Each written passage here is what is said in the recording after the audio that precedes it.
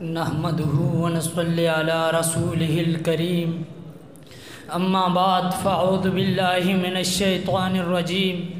بسم الله الرحمن الرحيم قال الله تعالى في القرآن المجيد والفرقان الحميد انما يخشى الله من عباده العلماء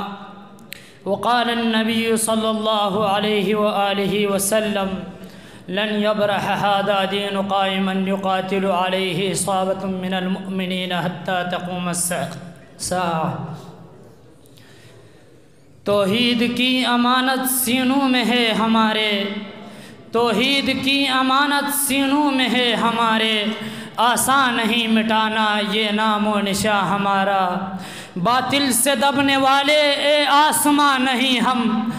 باطل سے دبنے والے اے آسماں نہیں ہم، سو بار کر چکا ہے تو امتحان ہمارا۔ انتہائی واجب الاحترام اساتذہ کرام، منصفین عظام اور گلشن شہید کے چہکتے مہکتے بلبلو، السلام علیکم ورحمۃ اللہ وبرکاتہ۔ میں آج آپ حضرات کے سامنے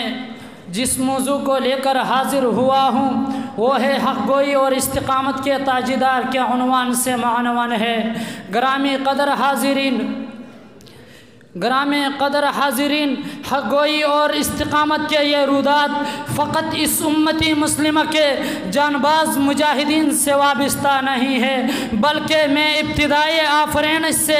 داستان حیات کو پرکھتا ہوں تو بالخصوص مجھے حضرات انبیاء علیہم السلام کا وہ مقدس گروہ نظر آتا ہے جو حق گوئی اور استقامت کے سامنے چٹان بنے نظر آتے ہیں۔ کبھی نمرود کے دربار میں حضرت ابراہیم علیہ السلام حقیق علی اللہ اقول علی اللہ قد جئتکم ببینۃ من ربکم فارسلوا معی بنی اسرائیل کے اعلان کرتے ہیں۔ کبھی حضرت موسیٰ علیہ السلام فرعون کے دربار میں حقیق علی اللہ اقول علی اللہ قد جئتکم ببینۃ من ربکم فارسلوا معی بنی اسرائیل کی صدائے حق بلند کرتے ہیں۔ کبھی حضرت نوح علیہ السلام اپنے قوم کو للکار کر فاجمعوا امرکم وشرکاکم ثم لا یکون امرکم علیکم غمۃ ثم اقضوا الی ولا تنظرون کی صدائے حق بلند کرتے ہیں۔ گرامی قدر حاضرین، حق گوئی اور استقامت کے یہ گردش مختلف ادوار و اطوار سے گزر کر مکہ کے اس سرزمین پر پہنچتی ہے جہاں میرے اور آپ کے پیغمبر صلی اللہ علیہ وآلہ وسلم حق گوئی اور استقامت کے چٹان بنے نظر آتے ہیں۔ اگر آپ نے لا کہہ دیا تو دنیا کی کوئی قوم آپ کو نام میں تبدیل نہیں کرا سکتی۔ امام بصری رحمۃ اللہ علیہ اس حقیقت کی عکاسی کرتے ہوئے لکھتے ہیں فلا احد ابر فی قول ولا منہ ولا نعم۔ آپ نے اگر لا کہہ دیا تو دنیا کی کوئی قوم آپ کو نام میں تبدیل نہیں کرا سکتی۔ آپ نے اگر لا کہہ دیا تو ہواؤں کا رخ مڑ سکتا ہے۔ آپ نے اگر لا کہہ دیا تو دریاؤں اور موجوں میں تغیر پیدا ہو سکتا ہے، لیکن آپ کو کوئی نام میں تبدیل نہیں کرا سکتا۔ گرامی قدر حاضرین،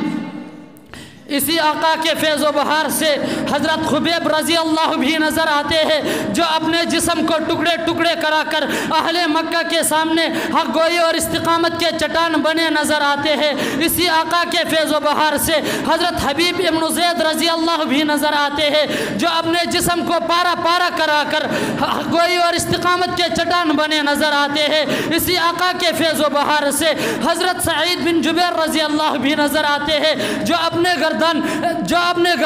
حجاج بن یوسف کے دربار کے تلے رکھ کر یہ اعلان کرتے ہیں فَإِنَمَا تُوَلُّوا فَثَمَّ وَجْهُ اللَّهِ۔ تو حجاج بن یوسف ان کا چہرہ قبیلہ سے گھمانے کا حکم دیتا ہے تو وہ جبل استقامت بن کر اعلان کرتے ہیں فَإِنَمَا تُوَلُّوا فَثَمَّ وَجْهُ اللَّهِ۔ تو حجاج بن یوسف انہیں ذبح کرنے کا حکم دیتا ہے تو وہ اعلان کر دیتا ہے ادھر آ ستمگر ہنر آزمائے، ادھر آ ستمگر ہنر آزمائے، تو تیر آزما ہم جگر آزمائے۔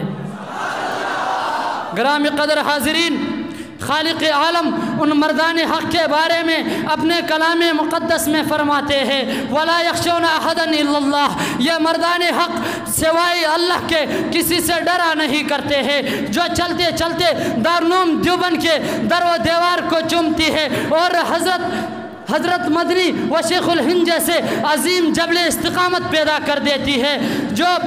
جبل استقامت پیدا کر دیتی ہے، جو حق گوئی اور استقامت کے چٹان بنے نظر آتے ہیں۔ کراچی کا دین حال ہے، انگریز کی عدالت لنگی ہوئی ہے، انگریز جج اعلان کر دیتا ہے اے حسین احمد تم نے انگریز فوج میں بھرتی ہونے کو حرام قرار دیا ہے، انگریز جج اعلان کر دیتا ہے اے حسین احمد تم نے انگریز فوج میں بھرتی ہونے کو حرام قرار دیا ہے۔ حضرت حسین مدنی اعلان کرتے ہیں میں نے یہ اعلان نہیں کیا مگر ابھی کرتا ہوں حجاج بن یوسف کو، مگر ابھی اعلان کر دیتا ہوں۔ تو انگریز جج انہیں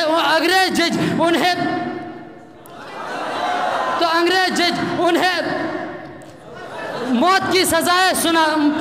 کی سزا سنا دیتے ہیں، انگریز جج انہیں موت کی سزائیں سنا دیتے ہیں۔ آخر میں اپنا تقریر اس شعر پر ختم کرنا چاہتا ہوں، چمن سے گزرے جو بادِ صبا تو کہنا بلبل زار سے، چمن سے گزرے جو بادِ صبا تو کہنا بلبل زار سے،